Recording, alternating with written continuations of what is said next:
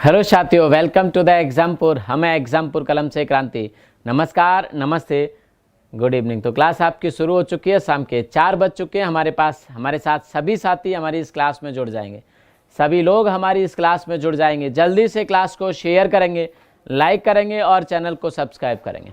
जल्दी से सभी लोग चैनल को सब्सक्राइब कर लेंगे। हाँ जी भाई, तो चलिएगा। देखो, वैसे तो अगर बात करें तो आप इस क्लास को दीपावली के बाद देख रहे हो। आज अगर बात करें तो आज 16 तारीख है और दीपावली के बाद आज आप इस क्लास को देख रहे हो। मुझे उम्मीद है दीपावली आपकी बहुत अच्छी गई होगी, लेकिन इस क्लास की रिकॉर्ड जो टाइमिंग है वो थोड़ी अलग है, वो दीपावली से पहले की है। तो बट कोई बात नहीं, फिर भी आप बता दो कि दीपावली आपकी कैसी गई। सब कुशल मंगल, पटाखे वगैरह सब सुरक्षित रहे ना। हाँ, पटाखे तो आपने वैसे ही नहीं चलाए होंगे, क्योंकि पटाखों से पॉल्यूशन के अलावा और कुछ मिलता भी नहीं है। हमारी भावनाएं ज़रूर जुड़ी होती हैं, लेकिन कोई बात नहीं, पटाखे वगैरह से फिर भी दूर रहिएगा, क्योंकि हमारे पास और सारे काम हैं जो करने हैं हमें अपने जीवन में। और त्योहारों से हमें सीख लेनी चाहिए, बहुत कुछ सीख होती हैं। जैसे दीपावली की अगर हम लोग बात करें तो दीपावली त्यौहार से हमें क्या सीख मिलती है। एक सीख मिलती है कि यह त्यौहार हमें बुराइयों पर अच्छाई की विजय की बात करता है। कहता है कि बुराइयों पर अच्छाई की विजय हुई थी दशहरा के दिन, और आज के दिन बुराइयों पर अच्छाइयों को विजय दिलाने वाले मर्यादा पुरुषोत्तम श्री राम अपने घर वापस लौटे थे। समझ रहे हो, 14 साल का वनवास व्यतीत किया था उन्होंने, और तमाम बुराइयों का अंत करके, तमाम राक्षसों का अंत करके भारत में अपने घर अयोध्या वापस लौटे थे। तो इस खुशी में दीपावली मनाई गई थी अयोध्या में। और आज पूरा देश, या देश के साथ साथ बहुत सारी देशों में, अन्य देशों में, तो दुनिया भर में दीपावली का पर्व काफ़ी हर्षोल्लास से मनाया जाता है। हमें जो सीख मिलती है यही मिलती है कि बुराई ज़्यादा दिन टिकती नहीं है। बुराई पर एक न एक दिन अच्छाई की विजय ज़रूर होती है। ज़्यादा दिन तक टिक नहीं पाती बुराई, ज़्यादा दिन तक बुराई टिक नहीं पाती, उसका अंत बहुत जल्दी होता है। झूठ के पैर बहुत छोटे होते हैं, हम कहते हैं ना। तो जो गंदे काम होते हैं या फिर जो अच्छे काम नहीं होते, जो बुराई होती है, वो ज़्यादा दिन नहीं चल पाती। बुराई करने वाला व्यक्ति या फिर गलत काम करने वाला व्यक्ति बहुत लंबा नहीं चल पाता। उस पर हमेशा उस व्यक्ति की विजय होती है जो सच बोलता है, भले वो कमज़ोर क्यों ना हो। और बुराई वाला व्यक्ति या गलत काम वाला व्यक्ति कितना ही मजबूत क्यों ना हो, सत्यमेव जयते, सत्य हमेशा जीतता है। लेकिन अब इस सत्यमेव जयते का इस्तेमाल लोग अपने अपने पक्ष में कर लेते हैं। अपने तरफ झांकेंगे नहीं कि मेरे अंदर बुराई क्या है, और हमेशा यही कहेंगे कि हम सच हैं। ये भी बात गलत है। आज के समय में कोई अपने अंदर देखना ही नहीं चाहता, लेकिन कहता है कि हम सच हैं। और जब भी छोटी मोटी उसे विजय मिलती है छोटे समय की, तो कहता है सत्यमेव जयते। अब उसे नहीं पता कि उसने गलत किया है, और अभी छोटे से समय की उसे विजय मिल गई है, फिर भी कहता है सत्यमेव जयते। तो आज के समय में लोग अपने अपने फायदे के लिए शब्द का, इस सेंटेंस का इस्तेमाल करते हैं, लेकिन ये सेंटेंस बहुत कुछ कहता है। हमेशा अंत में सत्य की ही विजय होती है। चलेगा, ये आज से नहीं, बहुत पुराने समय से। आपको पता है कि पिछला जो मॉक टेस्ट हम लोग कर रहे थे, पिछला मॉक टेस्ट जो हमने किया था, उसमें हम लोग कितने सवालों को कर चुके थे? 12 सवालों को हम लोग कर चुके थे। 12 सवालों को हम लोग कर चुके थे। आज उसी सवाल से हम लोग आगे बढ़ाएंगे। फिर से इसको आज 13वां सवाल से हम लोग आगे बढ़ाएंगे। मैंने कहा कि एक सीरीज है ये, और दीपावली की खुशी में, दीपावली के पर्व पर इस सीरीज को हमने शुरू किया था, और एनटीपीसी का फुल रिवीजन जितना हमने पढ़ लिया है, और रिवीजन के साथ साथ जो नहीं पढ़ा है वो भी इसमें हम लोग देख लेंगे। तो एनटीपीसी का फुल रिवीजन इसमें हम लोग करने जा रहे हैं। समझ रहे आप मेरी बात को? एनटीपीसी का पूरा रिवीजन जो हमने कर लिया है या फिर हमने नहीं किया, सब कुछ हम इसमें पढ़ेंगे। क्वेश्चन है आपकी स्क्रीन पर पहला 13वां क्वेश्चन, और 13वें क्वेश्चन से यह शुरुआत हुई। कहता है किस अनुच्छेद में उल्लिखित है कि भारत अर्थात इंडिया राज्यों का संघ होगा। अर्थात इंडिया या Bharat will be the union of state, मतलब राज्यों का संघ होगा। ये कौन से आर्टिकल में लिखा है? राज्यों का संघ होगा भारत राज्यों का संघ होगा। ये कौन से आर्टिकल में लिखा है? पहले तो दो चीज़ें, भारत में शासन व्यवस्था संघीय होगी, ये तो शासन व्यवस्था का स्वरूप है। और भारत के नाम क्या होंगे, इस देश के नाम क्या होंगे, ये भी इसी आर्टिकल में लिखा है। आर्टिकल है 1, अनुच्छेद है 1। समझ गए मेरी बात को, अनुच्छेद है 1। तो आंसर यहाँ पे हमारा हो जाएगा डी। अगले प्रश्न पर आ जाते हैं। अगला प्रश्न इसके बाद 14, अगला प्रश्न इसके बाद आ जाएगा 14 कहता है अनुच्छेद 1 में उल्लिखित भारत व संघ शब्द से क्या आशय है। अनुच्छेद 1 में उल्लिखित या अनुच्छेद 1 में लिखा हुआ भारत व संघ शब्द से क्या आशय है या क्या मतलब है। तो भारत व संघ से क्या आशय है, राज पद्धति का प्रकार व स्रोत या फिर देश का नाम व राज पद्धति का प्रकार। मैंने कहा कि देश का नाम है भारत और इंडिया। तो अभी पिछले ही क्वेश्चन बताया कि दो चीजें हमें यहाँ से मिलती हैं, एक तो शासन व्यवस्था अर्थात राज पद्धति किस प्रकार की होगी, शासन करने की पद्धति किस प्रकार की होगी, तो मैंने कहा संघीय व्यवस्था होगी, और इस देश के नाम क्या होंगे। तो दो चीजें हम पता कर लेते हैं और B is the right answer. क्या हो जाएगा, बी हमारा सही जवाब हो जाएगा। हमें इससे पता पड़ता है देश का नाम व राज पद्धति का प्रकार। तो राइट आंसर हमारा क्या हो जाएगा, यहाँ पर सही जवाब हमारा यहाँ पर हो जाएगा बी। अगले क्वेश्चन पे आते हैं। अगला प्रश्न है आपकी स्क्रीन पर। नेक्स्ट कहता है किस अनुच्छेद के तहत संसद राज्यों को संघ में मिलाने, क्षेत्र उसके क्षेत्र में वृद्धि करने या कमी करने की शक्ति प्राप्त है। कौन से आर्टिकल के माध्यम से, कौन से अनुच्छेद के माध्यम से राज्यों को संघ में मिलाने, क्षेत्र में उनके क्षेत्रफल में वृद्धि करने या कमी करने की शक्ति प्राप्त है। अनुच्छेद 3 के माध्यम से, अनुच्छेद 2 के माध्यम से, अनुच्छेद 1 के माध्यम से या अनुच्छेद 4 के माध्यम से। इस क्वेश्चन का जवाब दीजिए आप लोग। हाँ जी, इस क्वेश्चन का जवाब दीजिए आप लोग।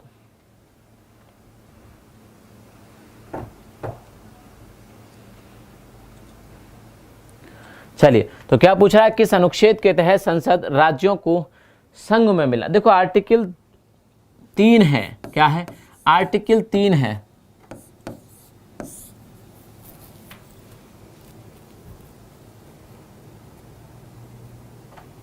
हाँ, आर्टिकल 3 है, भारत में राज्यों का निर्माण, राज्यों को संघ में।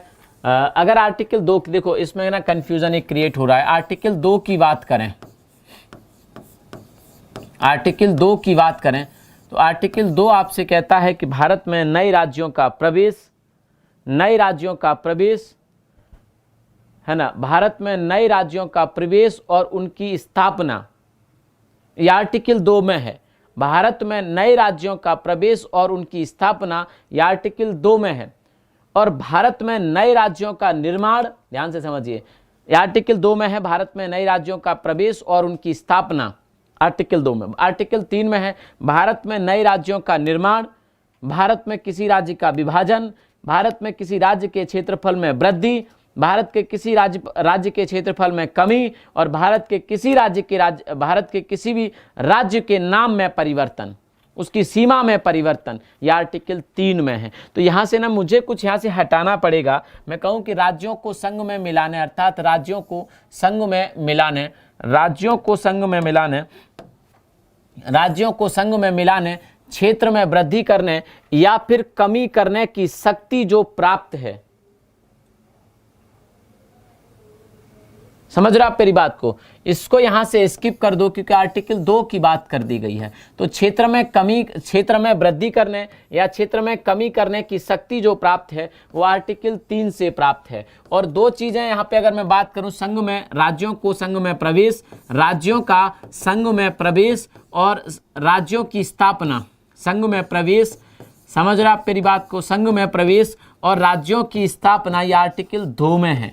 आर्टिकल 2 में है संघ में प्रवेश और संघ में प्रवेश और राज्यों की स्थापना, यह आर्टिकल 2 में है। समझ रहे हो। तो यहां से मैंने आपको डिकोड करके पूरा क्वेश्चन बता दिया। आंसर 3 होगा। थोड़ा सा आपको कंफ्यूज कर सकता है ये डाल के कि राज्यों को संघ में मिलाने। समझ रहे हो आप मेरी बात को। तो चलिएगा आगे आ जाते हैं थर्ड क्वेश्चन पे। आगे आ जाते हैं हम लोग किस पे, फिर 16 क्वेश्चन पे। 16 क्वेश्चन पे आ जाते हैं। 16वां क्वेश्चन आपकी स्क्रीन पर, किस संविधान संशोधन द्वारा दिल्ली को राष्ट्रीय राजधानी क्षेत्र का दर्जा दिया गया। किस संविधान संशोधन के द्वारा दिल्ली को राष्ट्रीय राजधानी क्षेत्र का दर्जा दिया गया। 67वां था, 69वां था, 68वां था या 70वां था। जल्दी से बताइए इस क्वेश्चन का जवाब।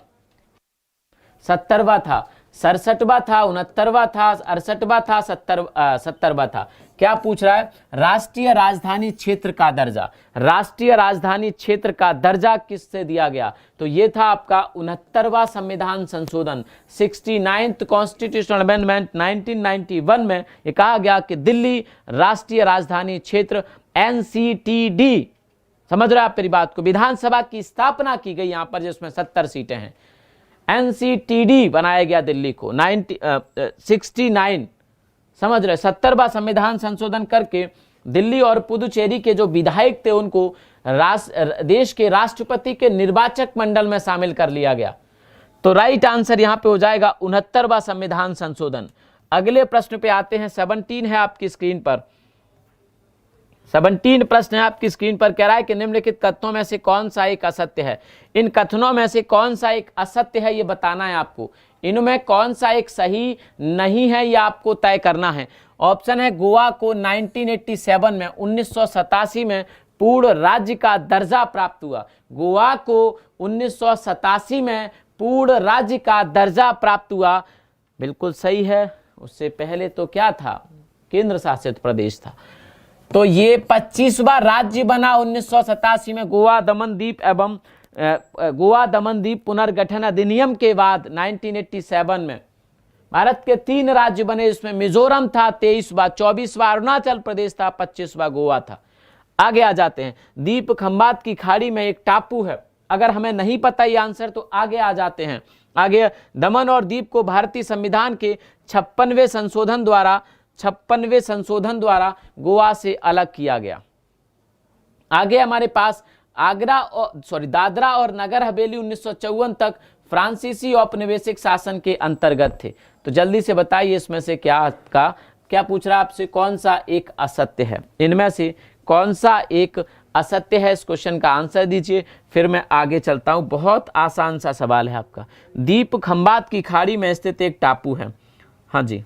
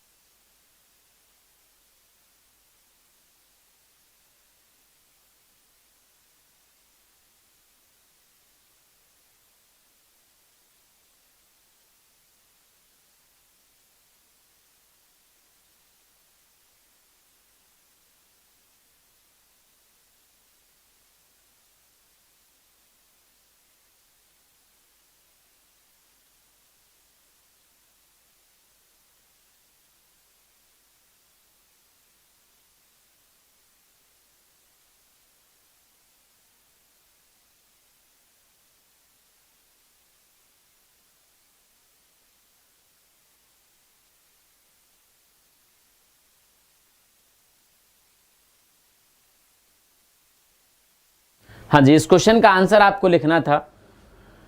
क्वेश्चन था आपका क्या, चलिए सॉरी थोड़ा सा डिस्टर्ब हुए आप लोग। क्वेश्चन था आपका क्या, गोवा को 1987 में पूर्ण राज्य का दर्जा प्राप्त हुआ। तो बिल्कुल सही बात है, गोवा को 1987 में 1987 में पूर्ण राज्य का दर्जा प्राप्त हुआ। 25वां राज्य भारत का बना। आगे यह द्वीप खंबात की खाड़ी में एक टापू है। अगर द्वीप की बात करें, दमन द्वीप की बात करें तो दमन द्वीप की अगर बात करें तो ये भारत का जो गुजरात का जूनागढ़ वाला एरिया है, जूनागढ़ वाला जो एरिया है वहाँ पर स्थित एक टापू है। एकदम से सही है, समझ रहे हो आप मेरी बात को। दमन द्वीप को भारतीय संविधान के 56वें संशोधन द्वारा गोवा से अलग किया गया, गोवा से अलग किया गया। ये बिल्कुल सही है। 1987 में 1987 में दमन द्वीप की अगर हम लोग बात करें तो दमन और द्वीप को भारतीय संविधान के 56वें संशोधन द्वारा गोवा से अलग किया गया। मैंने अभी आपको थोड़ी देर पहले बताया था दमन द्वीप एवं गोवा पुनर्गठन अधिनियम 1987, तब 56वां संशोधन पारित किया गया था, उस समय इसको अलग किया गया। आगे दादरा नगर हवेली 1954 तक फ्रांसीसी औपनिवेशिक शासन के अंतर्गत रही, गलत हो जाएगा। 1954 तक आपकी पुदुचेरी थी, पुदुचेरी हमें फ्रांस से मिली थी। तो यही हमारा क्या हो जाएगा, गलत, और आंसर हो जाएगा हमारा डी। अगले प्रश्न पर हम लोग आ जाते हैं। अगला प्रश्न आपकी स्क्रीन पर 18 है। कौन सा है? 18 नंबर का प्रश्न है। इसको देख लेते हैं हम लोग। 18 नंबर का प्रश्न,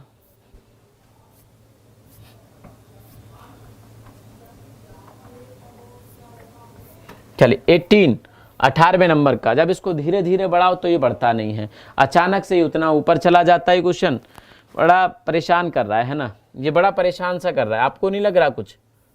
चलिए कोई बात नहीं। 18वें नंबर का प्रश्न है। 18वें नंबर का क्या है, प्रश्न है।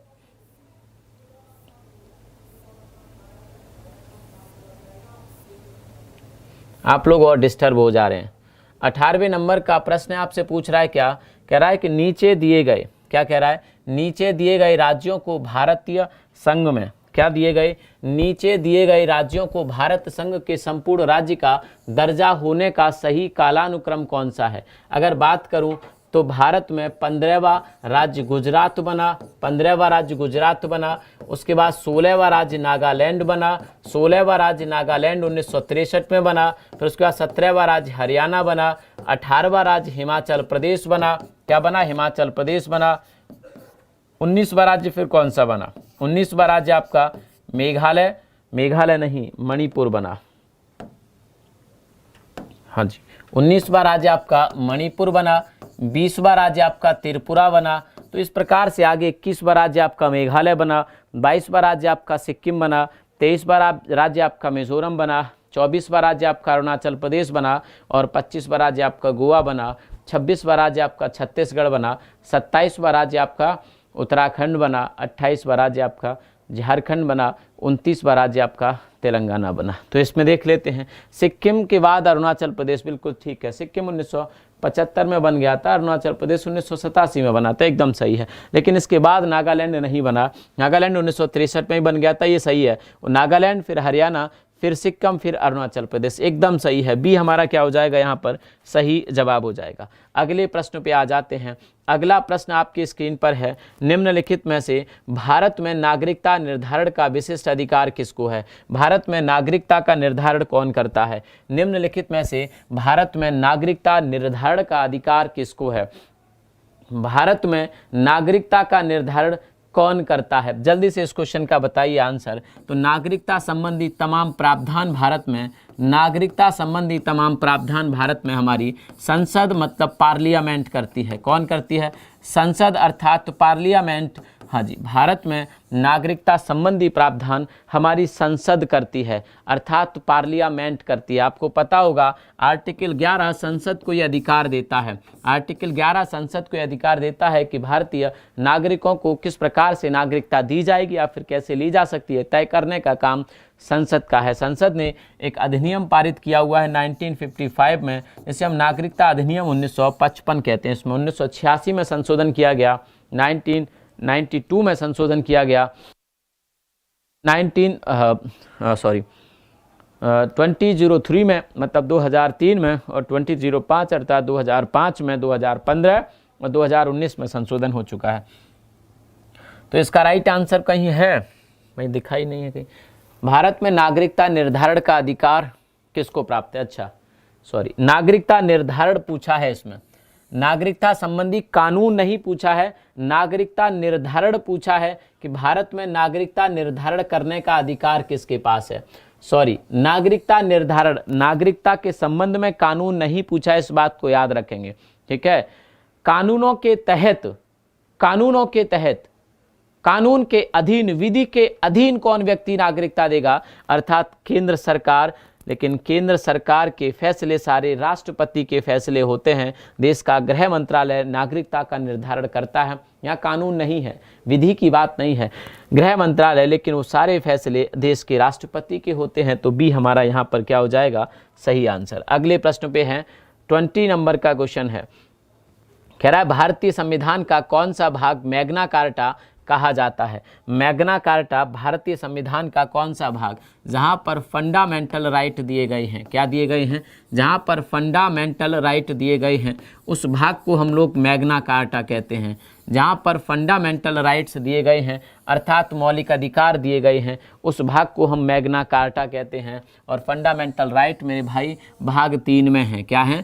फंडामेंटल राइट भाग 3 में है, इसको मैग्ना कार्टा कहा जाता है। अगले क्वेश्चन को लेते हैं हम लोग। अगला क्वेश्चन है 21। क्या है? अगला क्वेश्चन है 21 को देखिए, भारतीय संविधान के निम्नलिखित में से किस अनुच्छेद के द्वारा अस्पृश्यता की समाप्ति की व्यवस्था की गई है? अस्पृश्यता की समाप्ति की व्यवस्था की गई है। तो अनुच्छेद 14 के द्वारा, अनुच्छेद 15 के द्वारा, अनुच्छेद 16 के द्वारा, अनुच्छेद 17 के द्वारा। क्या पूछ रहा है? भारतीय संविधान के निम्नलिखित में से किस अनुच्छेद के द्वारा अस्पृश्यता की समाप्ति की व्यवस्था की गई है? इस क्वेश्चन का आंसर फिर अगले क्वेश्चन पे चलते हैं हम लोग।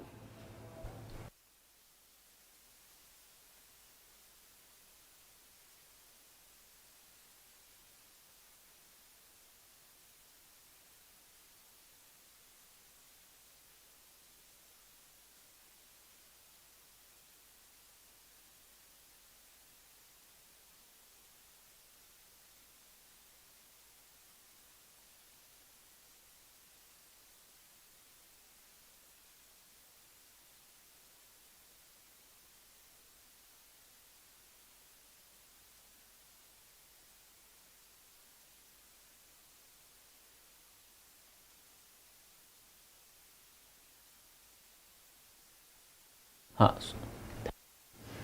भारतीय संविधान के निम्नलिखित में से किस अनुच्छेद के द्वारा अस्पृश्यता की बात की गई है?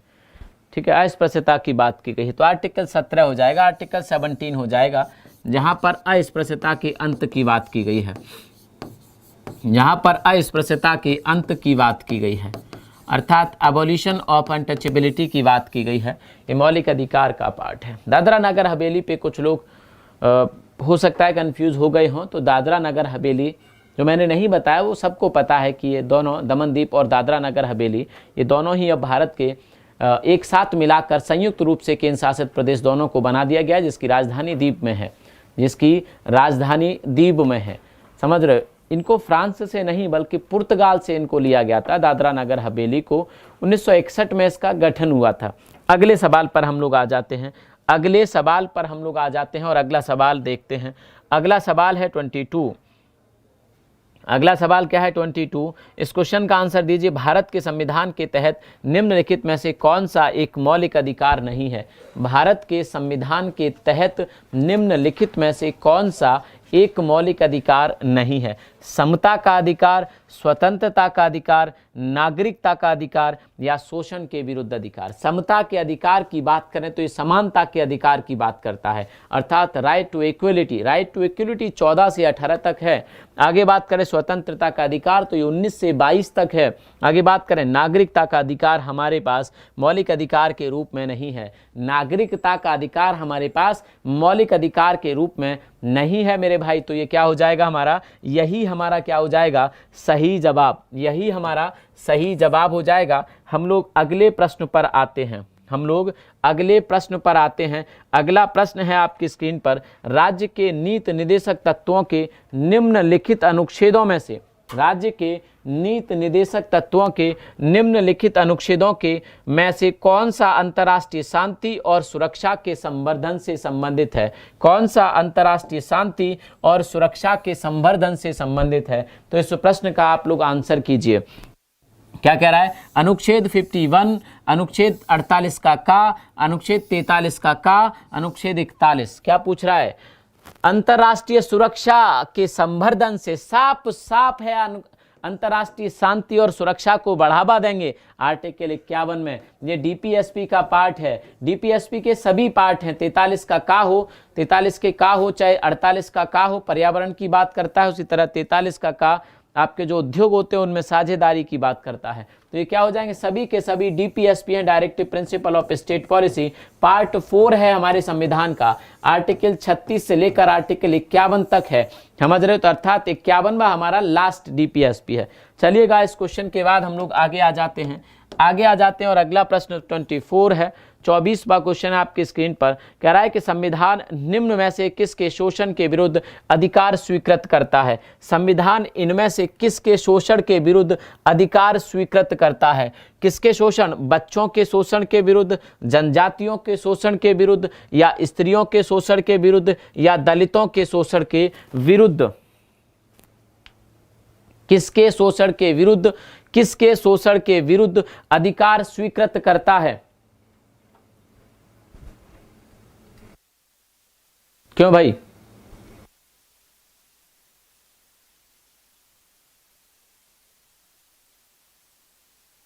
चलिए, इस क्वेश्चन का आंसर किसके शोषण के विरुद्ध अधिकार स्वीकृत। देखो, बच्चों के शोषण की बात आर्टिकल 24 में कही गई है।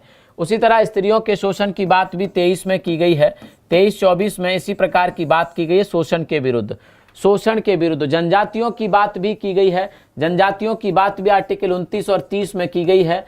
समझ रहे हो? और लेकिन दलितों के शोषण के विरुद्ध की बात हमारे कॉन्स्टिट्यूशन में नहीं है। 4 हमारा क्या हो जाएगा? सही आंसर हो जाए। सही आंसर नहीं होगा क्योंकि किस किस का बताना है। तो बच्चों का भी है, जनजातियों का भी और स्त्रियों का भी, अर्थात 1, 2, 3। तो 1, 2, 3 जहां पर होगा वही हमारा क्या हो जाएगा? सही जवाब। तो राइट आंसर होगा 1, 2, 3। अगले प्रश्न पर आ जाते हैं। 25वां सवाल है आपकी स्क्रीन पर।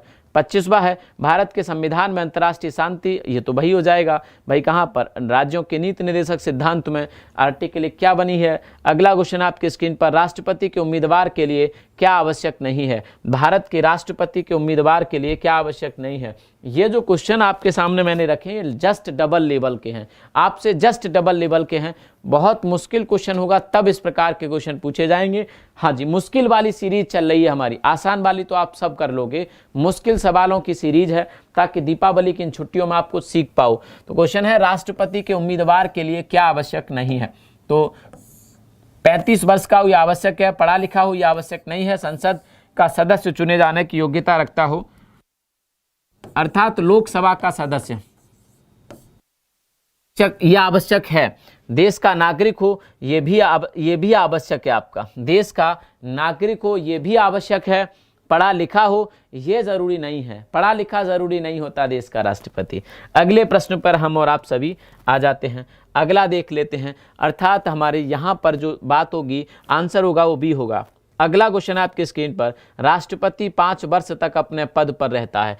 कब से लेकर 5 वर्ष तक? अर्थात अपने निर्वाचन की तिथि से, मतलब जिस समय वो चुना जाएगा, या फिर संसद द्वारा निर्धारित तिथि से, या फिर अपने पद ग्रहण की तिथि से, या फिर निर्वाचन आयोग द्वारा घोषित तिथि से। तो राष्ट्रपति कब से लेकर कब तक अपने राष्ट्रपति 5 वर्ष तक अपने पद पर रहता है। कब से? निर्वाचन की तिथि से। कब से? निर्वाचन की तिथि से, संसद द्वारा निर्धारित तिथि से, अपने पद ग्रहण के दिन से, या फिर निर्वाचन। तो आपको पता होगा कि जिस दिन वो अपना पद ग्रहण करेगा उसी दिन से राष्ट्रपति का कार्यकाल शुरू होता है। आर्टिकल 56 में इसके कार्यकाल की बात की गई है। कहा गया है राष्ट्रपति अपने पद ग्रहण की तिथि से 5 वर्ष तक वो इस पद पर रहेगा। हालांकि इससे पहले भी वो उपराष्ट्रपति को त्यागपत्र दे के इस पद को छोड़ सकता है। उपराष्ट्रपति को त्यागपत्र दे के इस पद को छोड़ सकता है। समझ रहे हो आप मेरी बात को? इसके साथ साथ अगर मैं बात करूं, तो उपराष्ट्रपति को तो दे सकता है, लेकिन अगर ऐसा होता है कि उसका कोई भी जो उत्तराधिकारी है वो उस पद पर नहीं आ पाता, तो तब तक वो इस पद पर बना रहता है जब तक उत्तराधिकारी नहीं आ जाता। और इसके साथ साथ समय से पहले इसको महाभियोग के माध्यम से हटाया भी जा सकता है, जो प्रक्रिया आर्टिकल 61 में है। तो यहाँ पर सी आंसर हमारा क्या हो जाएगा, ठीक हो जाएगा। सी आंसर हमारा क्या हो जाएगा मेरे भाई, सही हो जाएगा। अगला प्रश्न है आपके स्क्रीन पर 28वें प्रश्न को पढ़िए। भारत के राष्ट्रपति अपना त्याग पत्र किसको संबोधित करके देते हैं? अभी इस क्वेश्चन का आंसर बताया है, इस क्वेश्चन का आंसर बताया है कि भारत के राष्ट्रपति किसको संबोधित करके अपना इस्तीफा देते हैं। आर्टिकल 56 के अनुसार वो इस्तीफा देते हैं। चलिए 56 के अनुसार, और किसको देते हैं? भारत के उपराष्ट्रपति को। भारत के उपराष्ट्रपति को वो इस्तीफा देते हैं। अगले प्रश्न पर हम लोग आ जाते हैं, देख लेते हैं क्या है अगला प्रश्न। कह रहा है भारत के राष्ट्रपति को उसके पद से हटाया जा सकता है। देखो वही प्रश्न है आपका, कैसे हटा सकते हो आप? भारत के संसद के द्वारा, संसद एक महाभियोग की प्रक्रिया चलाएगी, और महाभियोग की प्रक्रिया की सूचना उसे 14 दिन पहले देनी होती है। महाभियोग आर्टिकल 61 में इसके बारे में बताया गया है। यह प्रक्रिया एक अर्ध न्यायिक प्रक्रिया होती है। क्या होती है? अर्ध न्यायिक प्रक्रिया होती है। हाँ जी, तो राइट आंसर हमारा क्या हो जाएगा? यहाँ पर डी हो जाएगा। सही जवाब हमारा यहाँ पर क्या हो जाएगा? डी हो जाएगा। अगले प्रश्न पर आते हैं। अगला प्रश्न है आपकी स्क्रीन पर, क्या है? लोकसभा की बैठक समाप्त की जा सकती है। लोकसभा की बैठक समाप्त की जा सकती है स्थगन के द्वारा, विघटन के द्वारा, सत्रावसान के द्वारा, या फिर उपर्युक्त सभी के द्वारा।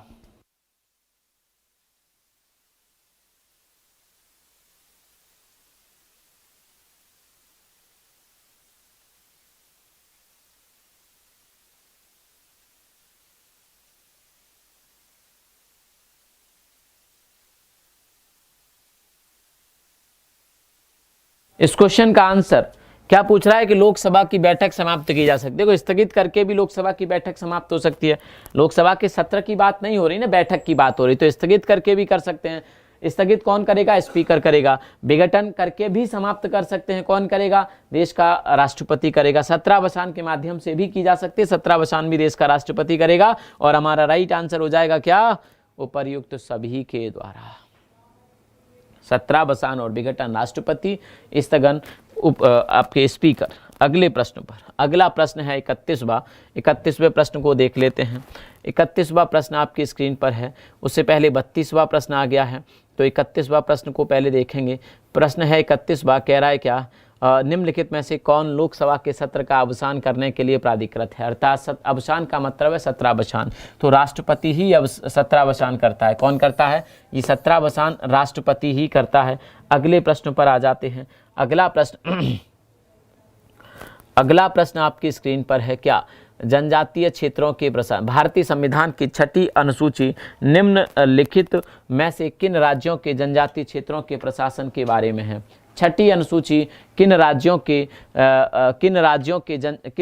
जनजातीय क्षेत्रों के प्रशासन के बारे में है? बहुत आसान सा सवाल है, 10-20 बार कम से कम कराया होगा मैंने आपको। जल्दी से बताइए इस क्वेश्चन का आंसर।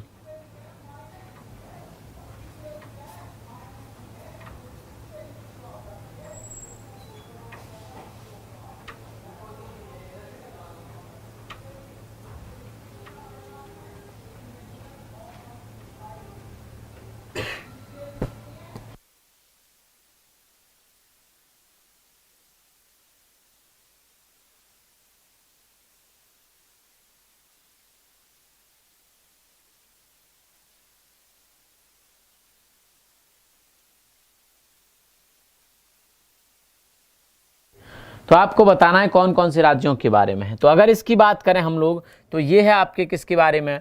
मेघालय, त्रिपुरा तथा मिजोरम, उत्तराखंड, मणिपुर तथा झारखंड। ये 3 राज्य हैं, जबकि 4 हैं उसमें। कौन कौन से हैं? त्रिपुरा है उसमें, असम है उसमें, मेघालय है उसमें, समझ रहे हो, और मिजोरम है उसमें, तो ये 4 हैं। कौन कौन से हैं? 4 हैं। हाँ 4 हैं आपके। मैंने बताया भी था, मेघालय में ATM ऐसे कुछ करके बताया ना, मिजोरम में ATM। तो ये क्या हो जाएगा? मेघालय, त्रिपुरा तथा मिजोरम। असम को यहाँ पे इन्होंने छोड़ा हुआ है, तो सही जवाब हमारा जो हो जाएगा उसमें बी हो जाएगा। अगले प्रश्न पर मैं आप सभी के साथ आ जाता हूँ। अगला प्रश्न है आपकी स्क्रीन पर। यार यही तो समस्या है, ये लास्ट क्वेश्चन पे तुरंत आ जाता है, अगर मैं थोड़ा सा भी ऊपर नीचे करता हूँ तो ये ना फिर मुझे लग रहा है भाई लड़ाई के मूड में है ये डिजिटल बोर्ड हमसे, है ना। भारत के संविधान में लोकसभा में अनुसूचित जनजातियों के लिए व्यवस्था की गई है। क्या पूछ रहा है? लोकसभा में अनुसूचित जनजातियों के लिए व्यवस्था की गई है। कहाँ पे की गई है? लोकसभा में अनुसूचित जनजातियों के लिए व्यवस्था। अनुसूचित लोकसभा की बात करें तो आर्टिकल 330 में एससी और एसटी का रिजर्वेशन है। लोकसभा की 331 में एंग्लो इंडियन का था लेकिन समाप्त हो गया। 332 में एससी एसटी इन विधानसभा है और 333 में एंग्लो इंडियन इन विधानसभा था। तो यहाँ पे राइट आंसर हो जाएगा 330 में। 330 हमारा क्या हो जाएगा यहाँ पर मेरे भाई? सही जवाब हो जाएगा। 330 क्या हो जाएगा मेरे भाई? सही जवाब हो जाएगा। चलिएगा, आज की क्लास को हम लोग यहीं तक रखेंगे, बाकी के सवालों को हम लोग अब कल करेंगे। अभी भी इसमें 10 सवाल बचे हुए हैं, उन 10 सवालों को भी हम कल करेंगे। परेशान बिल्कुल मत होइएगा, उन 10 सवालों को भी हम लोग कल करेंगे। और बहुत सारी चीज़ मतलब आगे भी जो चैप्टर्स हमारे बचे हुए हैं अब एकदम से तुरंत हम चैप्टर्स को शुरू कर देंगे। और मैंने कहा कि लास्ट नवंबर तक हमारा सिलेबस होने की पूरी संभावना है, लास्ट नवंबर तक सिलेबस समाप्त होने की पूरी संभावना है। और उसके बाद हम लोग क्या करेंगे? उसके बाद हम लोग मॉक टेस्ट करेंगे, ज्योग्राफी भी आपका होना है उसको भी ख़त्म करेंगे। चलेगा, तो आज इतना ही था आप लोगों के लिए। आप सभी का शुक्रिया है। और मुझे लग रहा है दिवाली के बाद आपकी पढ़ाई फिर से ट्रैक पर आ जाएगी आज के बाद। और रात में हम लोग जैसे एनटीपीसी का मॉक टेस्ट भी होता है, जो लोग लेखपाल की तैयारी कर रहे हैं उसमें भी जुड़ सकते हैं।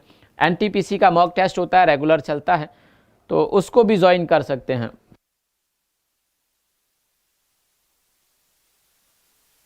चलिए, तो क्लास को आज यहीं तक रखते हैं। शुक्रिया आप सभी का। मिलते हैं कल शाम को 4 बजे। तब तक के लिए ख्याल रखेंगे अपना। Thank you. जय हिंद, जय भारत।